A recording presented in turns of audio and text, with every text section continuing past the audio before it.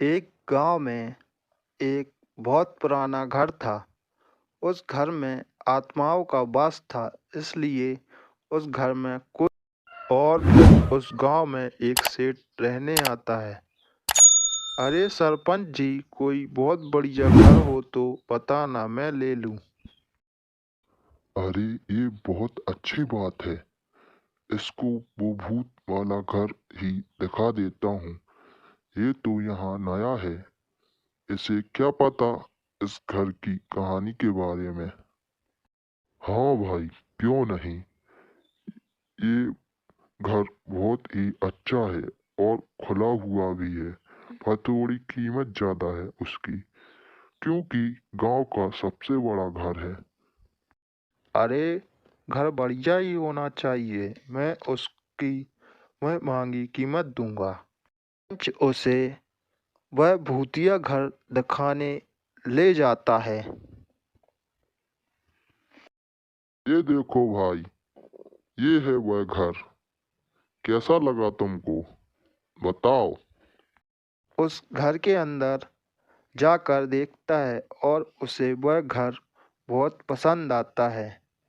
वो सरपंच जी को रुपए दे देता है और आधी रात होते ही डरावनी आवाज आने लगती है। "ऊ ऊ" और सेठ की पत्नी उठ जाती है। जी कौन है? कौन है? अजी मुझे बहुत डर लग रहा है। अरे कुछ नहीं है, बाहर बारिश हो रही है, इसलिए हवा चल रही है और कुछ नहीं। कौन हो तुम? अजी मेरे आपके पीछे एक चुड़ैल है। मुझे तो कुछ नहीं नजर आ रहा। सो जाओ, नया घर है तो तुम्हें भ्रम हो रहा है। बोल के सेठ सो जाता है, लेकिन कमला को सारी रात नींद नहीं आती और वो सारी रात बैठी रहती है। अगले दिन, अरे बहन, राम राम। आप कल ही यहाँ रहने आई हो ना? आप तो बड़े बहादुर निकले। ये घर खरीद लिया आपने। क्या हुआ? आप ऐसा क्यों कह रही हो? बताइए ना मुझे। और तभी सरपंच वहां से गुजर रहा था और उन दोनों की बातें सुन लेता है। नहीं नहीं, कुछ नहीं। ये घर बहुत बड़ा है और महंगा है ना, इसलिए ये ऐसा बोल रही है। अरे ये कौन रो रहा है? अजी उठिए ना। देखो किसी के रोने की आवाज आ रही है। इस घर में जरूर कुछ है। अरे तुम्हें कोई काम तो है नहीं। पूरा दिन खुद तो सो लेती हो और रात में तुम्हें चुड़ैल दिखाई देती है।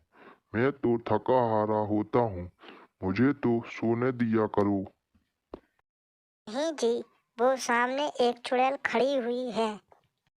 आओ मेरे पास। तुम मेरे घर में रहने कैसे आ गए? कमला बहुत डर जाती है।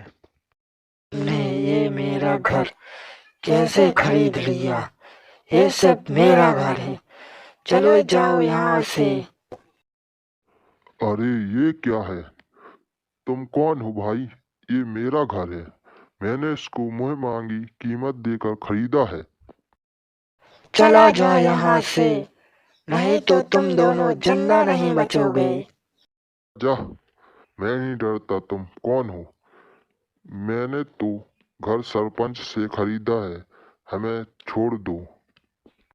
वो सरपंच ही तो सारी मुसीबतों की जड़ है। उसी की बातों में आकर तो हमारा ये हाल हुआ है। वो हमें मारकर हमारा घर हड़पना चाहता था। अब हम इस घर में किसी को रहने नहीं देंगे। सुबह होते ही यहाँ नजर मत आना, समझ गए ना? फिर सुबह हो जाती है। अजी उस सरपंच के बच्चे को बुलाओ। ये सब इस घर में क्या हो रहा है? अरे नहीं नहीं, वो हमें कभी सच नहीं बताएगा। हाँ, अजी, मुझे पड़ोस में रहने वाली सविता है ना, वो मुझे उस दिन कुछ बताने वाली थी। सरपंच ने रोक दिया उसे। तो चलो उसी से सब सच पूछते हैं। चलो। और फिर दोनों सविता के घर पर जाते हैं, से सारी बात बताते हैं। वो सरपंच के डर से उन्हें टालने की कोशिश करती है। सविता बहन, हमारे परिवार में पर मुसीबत है। तुम हमें सारा सच बता सकती हो, हमारी मदद करो। सरपंच को पता नहीं चलना चाहिए कि मैंने तुम्हें उस घर के बारे में सच बताया है। सविता उन्हें सारा सच बता देती है। उस घर में रमेश अपनी पत्नी के साथ रहता था, लेकिन बहुत अंधविश्वासी था। एक दिन अरे सरपंच जी, कम पैसों में अब गुजारा नहीं होता। काश कोई उपाय होता, मैं अमीर हो जाऊं। उपाय तो है मेरे पास। मेरे पहचान के एक बाबा जी हैं, उन्हीं के उपायों को मानकर इस गांव का सरपंच बना हूँ। मुझे भी मिलवाओ उन बाबा जी से। बेटा आओ, मुझे सरपंच जी ने सब बताया। मेरे पास तुम्हारे अमीर होने का उपाय है, लेकिन बहुत कठिन है, तुमसे नहीं होगा। आप बताओ, मैं अमीर होने के लिए कुछ भी करूँगा। ठीक है, तो सुनो। तुम्हें अपनी पत्नी के साथ ये उपाय करना है। तुम दोनों के मुंह को कपड़े से ढक लेना और रस्सियां बांधकर खुद को फांसी लगा लेना। भगवान का नाम लेते रहना। डरो नहीं, तुम मरोगे नहीं।